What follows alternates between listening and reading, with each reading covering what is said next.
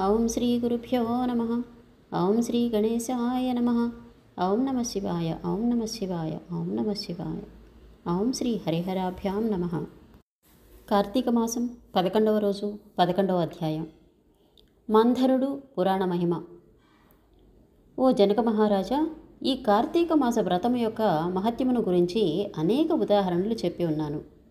అసలు దీని గురించి ఎంత చెప్పినను తనివి తీరదు. ఈ మాసమందు విష్ణువును అవిసెపూలతో పూజించిన ఎడల చాంద్రాయణ వ్రతం చేసినంత ఫలం కలుగుతుంది. విష్ణు అర్చన అనంతరం పురాణ పఠనం చేయించిన విన్నా వినిపించిన అటువంటి వారు తప్పనిసరిగా వైకుంఠాన్నే పొందుతారు. దీని గురించి ఇంకొక ఇతిహాసం చెప్పేదను, శ్రద్ధగా ఆలకింపుము అని వశిష్ఠుల వారు ఈ విధంగా చెప్పడం ప్రారంభించారు. పూర్వము కళింగ దేశమున మంధరుడు అను ఒక విప్రుడు గలడు. అతడు ఇతరుల ఇండ్లలో వంటలు చేయుచు, అక్కడనే భుజించుచు, మద్య మాంసాది పానీయములు సేవించుచు, తక్కువ జాతి వారి సాంగత్యము వలన స్నాన జప దీపారాధన ఇలాంటి ఆచారములను పాటింపక దురాచారుడే మెలగుచుండెను. అతని భార్య మహాసాధ్వి, గుణవంతురాలు, శాంతివంతురాలు. భర్త ఎంత దుర్మార్గుడైనను పతినే దైవముగా ఇచ్చి విసుగు చెందక సకల ఉపచారములు చేస్తూ పతివ్రత ధర్మాన్ని నిర్వర్తిస్తున్నది. మంధరుడు ఇతరుల ఇండ్లలో వంటవాడుగా పనిచేయుచున్నను ఇల్లు గడవక చిన్న వర్తకం కూడా చేయసాగాడు. ఆఖరికి దాని వలన కూడా పొట్ట గడవకపోవటచే దొంగతనాలు చేస్తూ దారి కాచి బాటసారులను బాధించి వారి వద్దనున్న ధనాన్ని వస్తువులను అపహరించి జీవిస్తూ ఉన్నాడు. ఒక రోజున ఒక బ్రాహ్మణుడు అడవిదారన పడిపోవుచుండగా అతన్ని భయపెట్టి కొట్టి అతని దగ్గరున్న ధనం అపహరించుచుండగా అక్కడికి ఇంకొక కిరాతకుడు వచ్చి ధనాశ చేత వాళ్ళిద్దరినీ కూడా చంపి ధనాన్ని మూటకట్టుకున్నాడు. అలా వస్తూ ఉండగా ఒక గుహ నుంచి వ్యాఘ్రం ఒకటి గాండ్రించుచూ వచ్చి ఆ కిరాతకుడి మీద పడింది. కిరాతకుడు దాన్ని కూడా చంపేశాడు.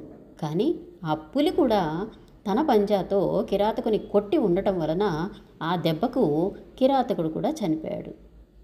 ఈ విధంగా ఒకే కాలంలో నలుగురు 4 విధముల హత్యలు చేసి చనిపోయినందున ఆ నలుగురు కూడా యమలోకాన అనేక శిక్షలు అనుభవించుచు రక్తం గొక్కుచూ బాధపడుతూ ఉన్నారు. ఇక మంధరుడు చనిపోయినప్పటి నుండి అతని భార్య నిత్యము హరినామస్మరణ చేయుచు సదాచారవర్తని అయి భర్తను తలుచుకుని దుఃఖించుచు కాలము గడుపుచుండెను.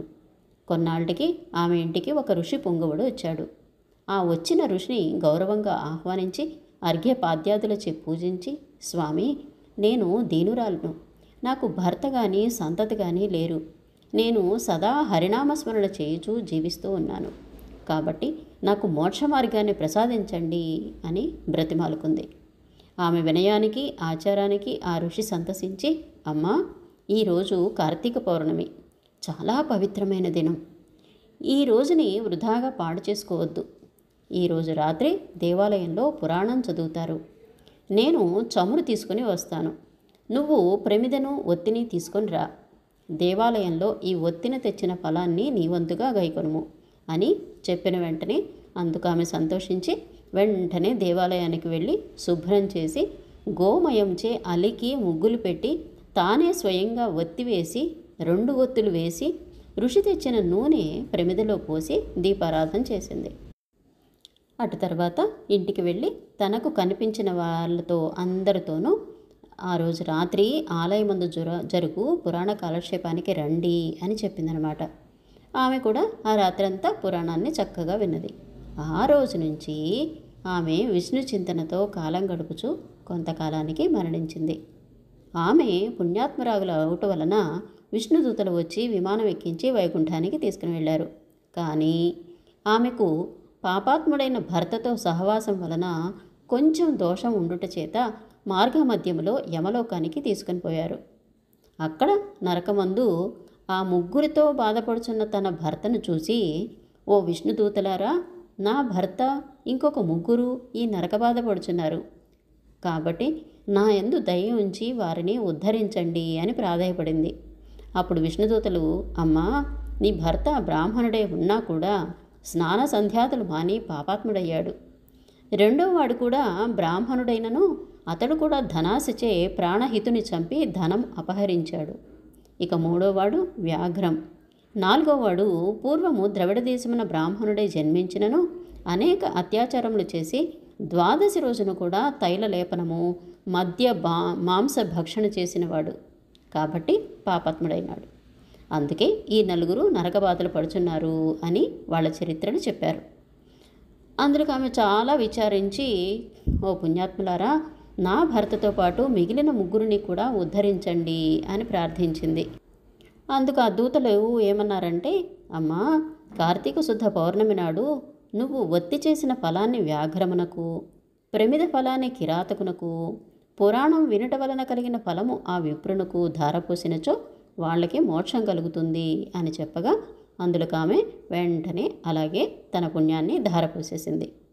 అప్పుడు ఆ నలుగురు ఆమె దగ్గరికి వచ్చి విమానం ఎక్కి వైకుంఠానికి వెళ్ళారు. కాబట్టి ఓ రాజా, కార్తీక మాసమున పురాణం వినుట వలన, దీపం వెలిగించటం వలన ఎటువంటి ఫలితం కలిగిందో విన్నావు కదా అని వశిష్ఠుల వారు జనక మహారాజుతో అన్నారన్నమాట. ఇంతటితో కార్తీక మాసంలో 11వ రోజు పారాయణం సంపూర్ణం.